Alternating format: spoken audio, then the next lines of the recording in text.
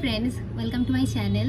तो मेरा introduction video है कि मैं क्या हूँ, क्या करती हूँ, मेरा नाम क्या है। मेरा नाम शिल्पा हल्दर है। मैं वेस्ट बंगाल में रहती हूँ और कोलकाता में रहती हूँ। मैं एक आयुर्वेदिक मेडिकल स्टूडेंट हूँ। तो सबको लगेगा कि मैं यूट्यूब में क्यों डाल रही हूँ वीडियो, यूट्यूब क्यों खोली हूँ। तो यूट्यूब खोलने का मेरा मकसद है, 2-3 साल पहले मेरा एक यूट्यूब वीडियो चैनल था जहाँ पे मैं वीडियोस डालती थी, लेकिन वो कॉपीराइट क्लेम की वजह से उस चैनल का मतलब उड़ गया है। वो चैनल नहीं रहा। उस चैनल से मैंने 3 महीना पैसा भी कमाया है। तो मैंने बहुत कोशिश की उसके बाद चैनल खोलने की, लेकिन फिर मैंने कभी खोल नहीं पाई। मतलब चैनल डिलीट होते गया और फिर मेरा मन हट गया इन चीज़ों से। उसके बाद और भी एक बात था कि मेरा फ़ोन एंड्रॉयड था और बहुत पुराना हो गया था, 2-3 साल पुराना। और उस पर ये एडिटिंग वाला ऐप, क्योंकि मेरे पास लैपटॉप नहीं था और लैपटॉप ख़रीदने के पैसे भी नहीं थे, तो ये सब एडिटिंग ऐप ये सब डालते डालते यूज़ करते करते वो फ़ोन बहुत हैंग करने लगा था, बहुत प्रॉब्लम भी होने लगा था। तो मेरे को था कि जब मैं एक अच्छा फ़ोन ख़रीदूँगी कैमरा वाला, तभी वीडियो बनाऊँगी यूट्यूब में। और मेरा ये यूट्यूब चैनल खोलने का मेन मकसद है कुछ ड्रीम्स है मुझे मेरी फैमिली के लिए, वो मुझे पूरा करना है। ऑब्वियसली मैं 1-2 सालों में डॉक्टर बन जाऊंगी, आयुर्वेदिक डॉक्टर, तब भी पूरा कर सकती हूँ। लेकिन ऐसा है कि मेरे से अब रुका नहीं जाता। मुझे लगता है जल्द से जल्द मेरी मम्मी का हर एक ड्रीम पूरा मैं कर पाऊँ, मेरी मम्मी मुंह से जो बोलती है वो मैं पूरा कर पाऊँ। तो इसलिए मैं ये चैनल भी खोल रही हूँ। और फिर भी मैं वेट कर सकती थी कि 2 साल बाद मैं डॉक्टर बन जाऊँ, उसके बाद में मम्मी पापा का सपना या मेरा फैमिली का सपना कि मेरे को एक घर हो कोलकाता में, इसे मैं पूरा कर पाऊँ। लेकिन कोलकाता में एक डॉग मार्केट है जहाँ पे बहुत ज़्यादा क्यूट पपीज़ मतलब सेल होता है। तो मैं एक दिन घूमने गई थी, मुझे बहुत तो लेने का मन था कि एक डॉग ले ले। मैंने बहुत वीडियोस देखा है यूट्यूब पे डॉग रिलेटेड, कैसे जब उसका जो ओनर है जब वो आते हैं तब वो लोग उसका कैसे रिएक्शन होता है, ये सब मुझे बहुत प्यारा लगता था। तो मेरे को एक डॉग लेने का बहुत मन था। तो मैं गई एक दिन मार्केट घूमने के लिए, तो बस एक डॉग मुझे बहुत प्यारा लग रहा था दूर से। तो मैंने उनका दाम पूछा और उन्होंने ऐसे ही मेरे गोद में दे दिए। बस दाम पूछ रही थी कि कितना है क्या है, क्योंकि मेरे पास उसका पालने के लिए कुछ अभी पैसा वैसा नहीं है, क्योंकि मैं खुद अपने मम्मी पापा के पैसों से चलती हूँ। वो लोग रेंट भेजते हैं तो वही मैं चलती हूँ, बस रेंट ही भेज पाते हैं। उसके बाद मेरा भाई भी है, उसका पढ़ाई लिखाई भी है और मेरे को स्कॉलरशिप मिलता है सालों में एक बार। तो उसी पैसों से मैं पूरा 12 महीना अपना कॉलेज जाने का पैसा, खाना पीने का पैसा, ये सब खुद देती हूँ।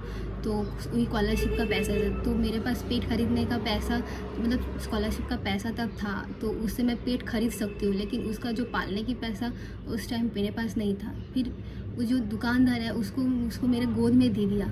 उसको गोद में दे देने के बाद फिर मैंने कुछ नहीं सोचा, मैंने ले लिया।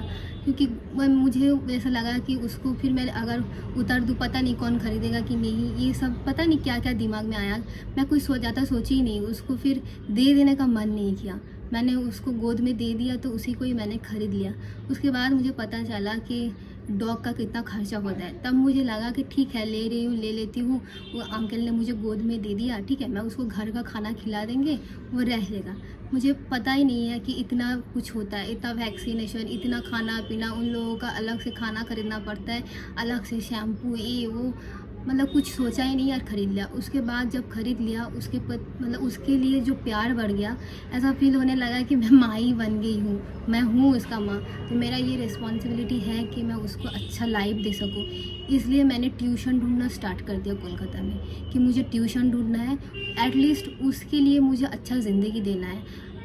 तो उसके बाद मुझे ट्यूशन मिल भी गया और उसके बाद मैं पैसा भी थोड़ा बहुत कमा रही हूँ अभी, कि मैं उसको पाल सकूँ। मम्मी मेरा घर का रेंट दे देती है, तो उसका अच्छे से ख्याल रखने का मैं पैसा कमा रही हूँ। लेकिन अगर मान लो कभी कुछ बड़ा हो गया तो मुझे हॉस्पिटल लेके जाने के लिए भी तो पैसा चाहिए। और मुझे था कि मेरे को एक यूट्यूब चैनल खोलना है, क्योंकि मेरा एक यूट्यूब चैनल था, तो मुझे पता है, तो एक वो चढ़ गया था कि मुझे यूट्यूब चैनल खोलना है। लेकिन तब पैसा ही नहीं था कि फ़ोन ख़रीद लूँ।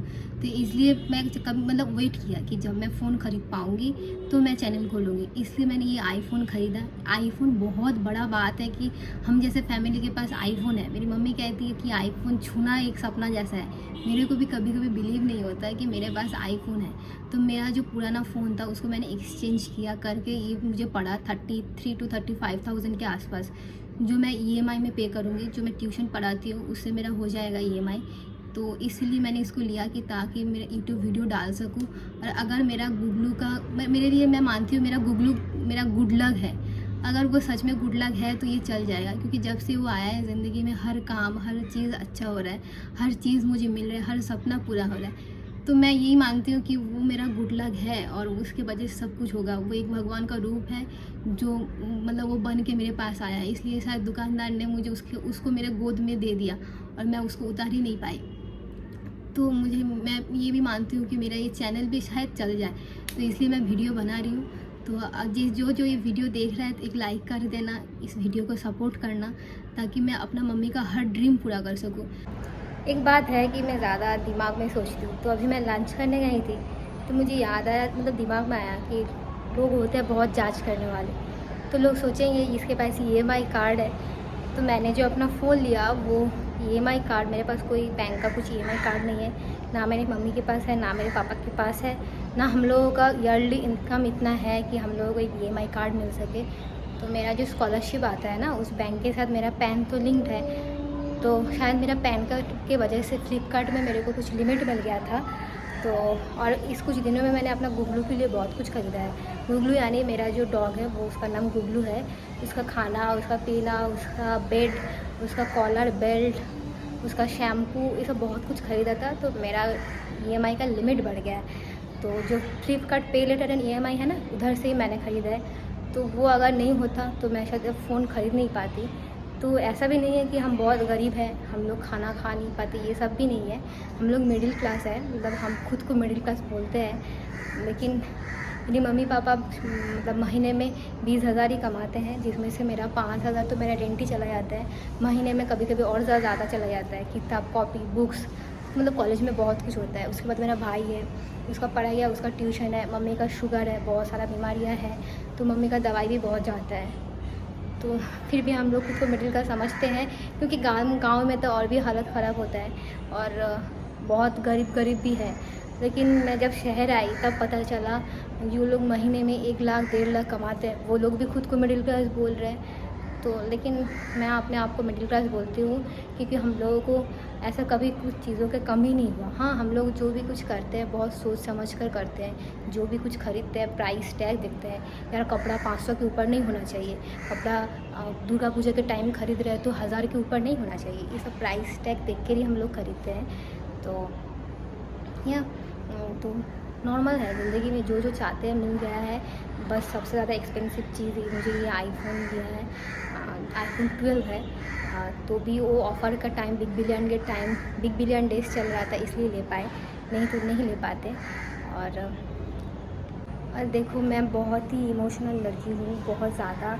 मेरा दिल कमज़ोर है, वीक है। अगर कुछ किसी ने गलत बोल दिया तो मैं 2 दिन तक सोचने लगूँगी।